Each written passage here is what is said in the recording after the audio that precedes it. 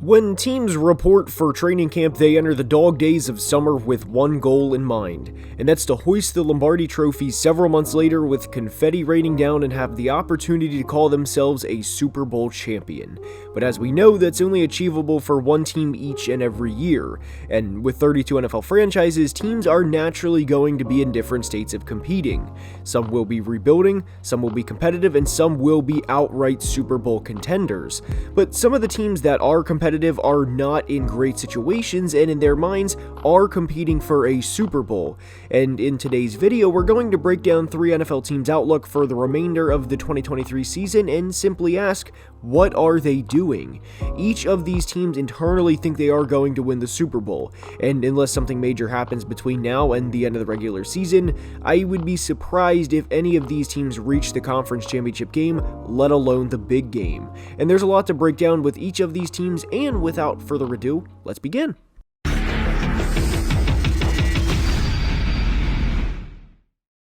And we are starting today's video with the New Orleans Saints. The Saints are 5-4 in the year and are currently leading the NFC South with a 5-4 record. And full transparency, I do think they will win the NFC South and host a home playoff game. The Panthers are not officially out of it, but at the same time are out of it, and the Bucs and Falcons have their own coaching issues. And by default, I think the Saints will finish the year with a 10-7 or even 11-6 record.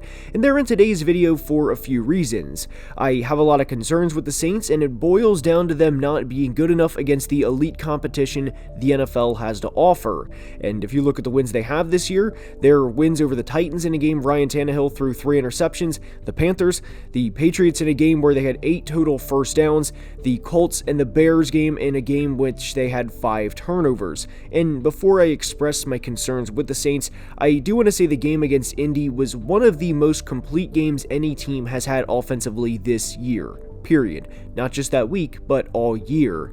And most recently in a game against Chicago, they played a Division II rookie quarterback in Tyson Bagent from Shepherd and forced the Bears into committing 5 turnovers. Not 2 or 3, but 5.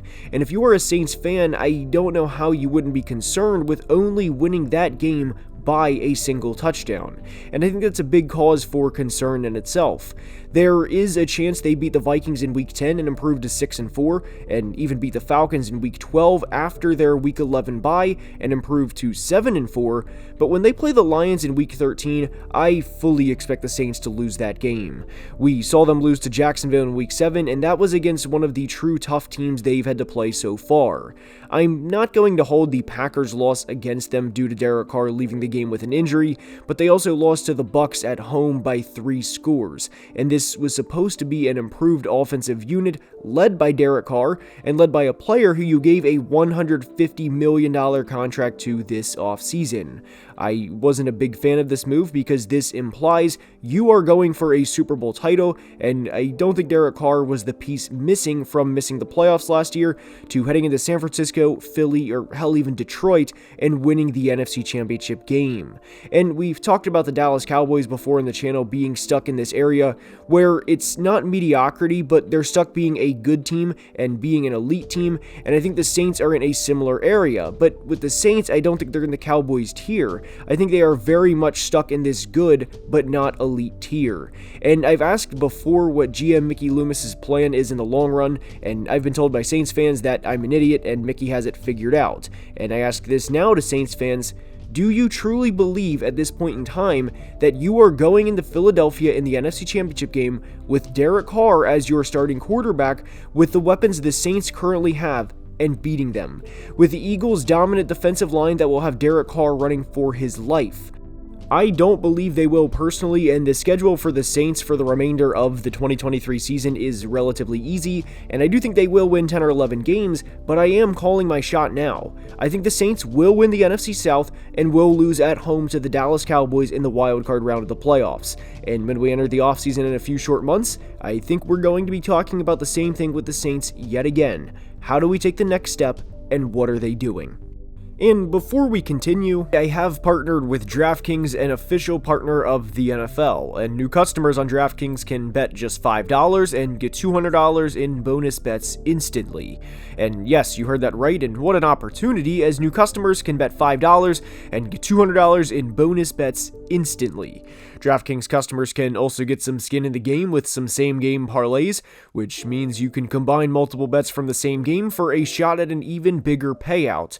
And this isn't just for new customers, as all customers can get a bonus bet if their SGP, or same-game parlay, does not hit.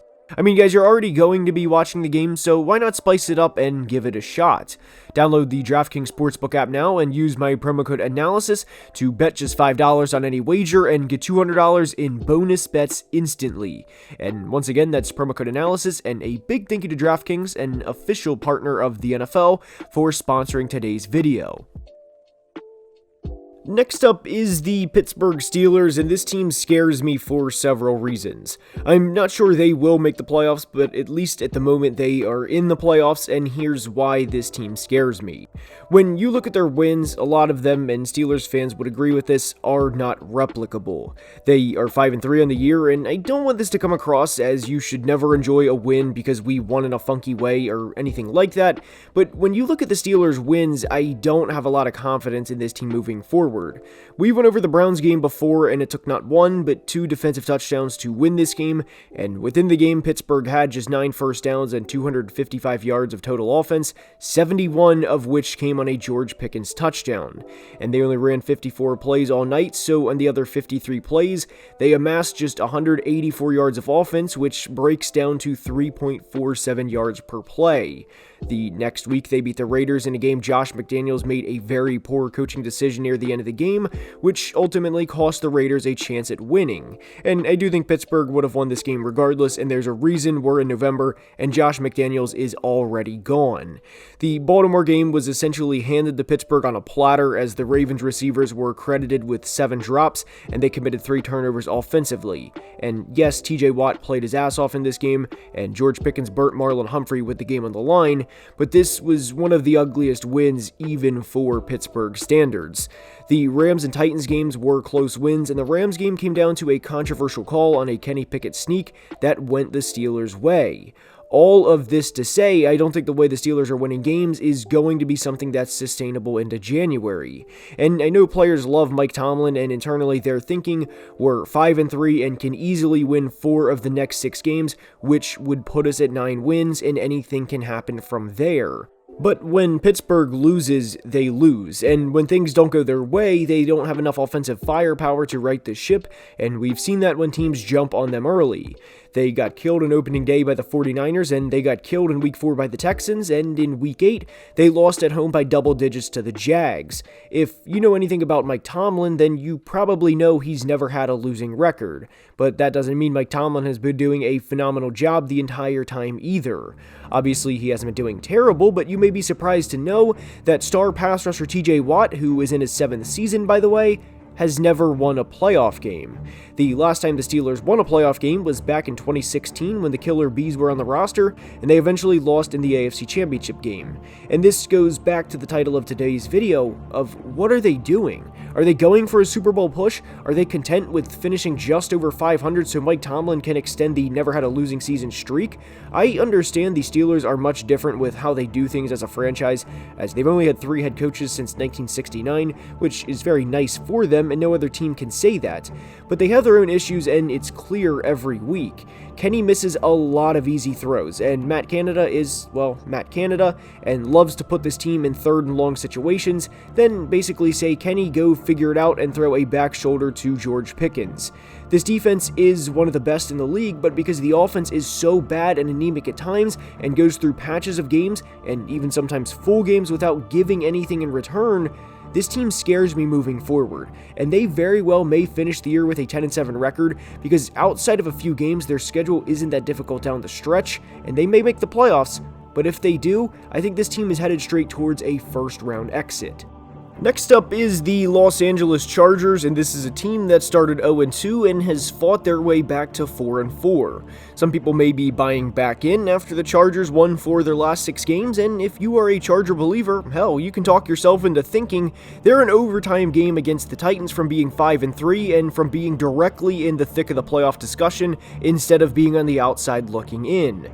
And I know the timing of this video isn't the best because the Chargers have won their last 2 games by a combined score of 57-19, which were wins over the Bears and Jets. And if you're a Chargers fan, well, you are used to being in Charger games in which games go down to the wire and they end on a tipped interception or completing a 50-yard pass to move the sticks while the other team has no timeouts or anything like that. But the Chargers concern me for a few reasons, and one, of course, is Brandon Staley, though I won't spend too much time on him because I would imagine we all feel the same way, and I would imagine all of us want him gone. But what concerns me with the Chargers is you never know which team is going to show up, and that's a problem. That's not a we can get by with this and we'll figure it out, like if a third receiver is down, for example. No, this is a problem, and I don't think their problems are magically solved by beating the Bears and Jets in back-to-back weeks. They have the Lions and Ravens in 2 of their next 3 games, and their work is more than cut out for them as they are 4-4 and will need to win at least 6 of the final 9 games to get into the postseason. Aside from the Lions and Ravens, they still have to play the Bills and Chiefs, and I really worry about the Chargers when they play the upper echelon teams because, quite frankly, I don't think they can beat the elite teams. That, in some part, has to do with Brandon Staley, and I very much think there is a lasting effect of not just the Jags playoff game from last year, but look how the Chargers have fared in 2023 when they've played teams that you think will go to the playoffs, meaning the Dolphins back in Week 1, the Cowboys in Week 6, and the Chiefs in Week 7. They lost all 3, with 2 of those being close games, and I think that's the story with the 2023 Chargers. We can beat the Raiders, the Vikings in a game, quite frankly, we should have lost, the Bears and Jets, who were quarterbacked by Tyson Bagent and Zach Wilson, but we're not really contenders. And looking at their schedule for the rest of the year, they can and probably will out-talent teams like the Packers, Patriots, and Broncos, who they play twice, and they also play the Raiders a second time, and if they go 5-0 in these games, which with the Raiders at this point isn't a given due to the guidance of Antonio Pierce, we ask, what are the Chargers doing? Are they fine with underachieving every year? Because it sure seems like it. Are they fine with giving up 400 yards and losing to Patrick Mahomes and the Chiefs when they play? They play the Lions this week, and due in some part to Brandon Staley being the head coach and how he generally loses games, I would be very surprised if the Chargers come out of this game victorious. They're in a period of their franchise where they should be demanding excellence and competing for championship after championship. But they're not. And the question they're going to have to ask this offseason is, what is the plan? I hope you enjoyed today's video, and if you did, please like and subscribe, as only about 27% of people watching are subscribed, and it is very much appreciated. I cannot thank you guys enough for the support, and until next time, please be safe and have a great day. Love you guys.